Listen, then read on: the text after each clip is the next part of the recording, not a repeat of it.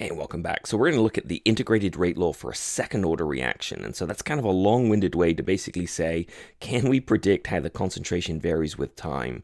And remember, a second order reaction is one where you've got a power, right, that has a number 2 written like so. And we are looking at a reaction where we've got A turning into products, so something like that. So how can we go ahead and figure this out? So a little bit of calculus, so we can write the rate of the reaction.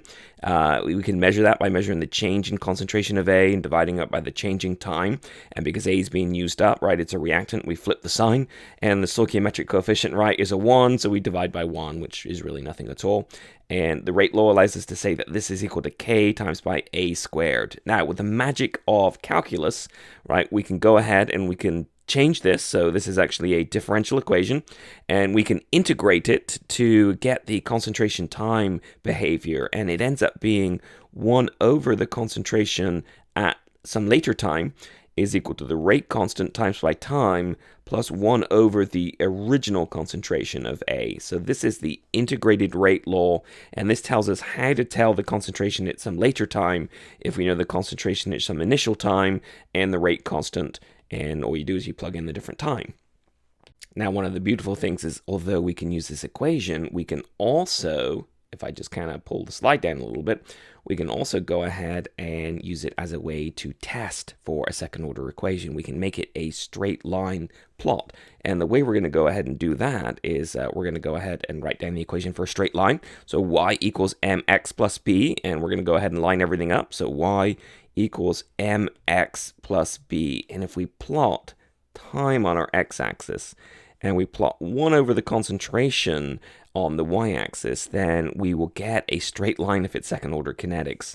And the slope is going to be the rate constant, and the y-intercept is going to be 1 over the original concentration. So what does that mean? So if we go ahead and we take a little graph here off to the side, and if we got a second order reaction, we plot 1 over the concentration versus time.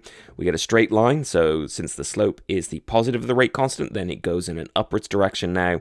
And we get data points that look maybe something like so. And we can use something like Excel to find the slope and the intercept. So we know now that the slope is equal to the rate constant, and the y-intercept is equal to 1 over the original concentration. Now, if you're wondering why does it slope up like this, think over time, A is getting used up, so the concentration is going down.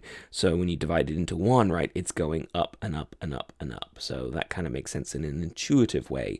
We can also use this as a test for a second order reaction, right? So if it is second order, then it is going to go ahead and give you a straight line. Now, if it's first order, it's going to curve in a different fashion. So let me see, if it's first order, it will curve, let me see, maybe something like so. So when you try ahead and plot it, it's not really a straight line, it's a curve.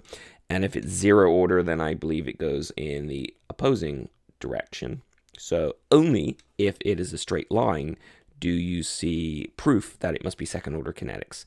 So that's really awesome, right? So if you're not quite sure what the rate of the reaction is, you can do that initial rate experiment where you vary the concentrations and you see how that affects the initial rate. Or you can actually measure the concentration change with time and you can plot it. And so if you take 1 over the concentration versus time and it's straight, it must be a second order reaction. So you got yourself a graphical way to test.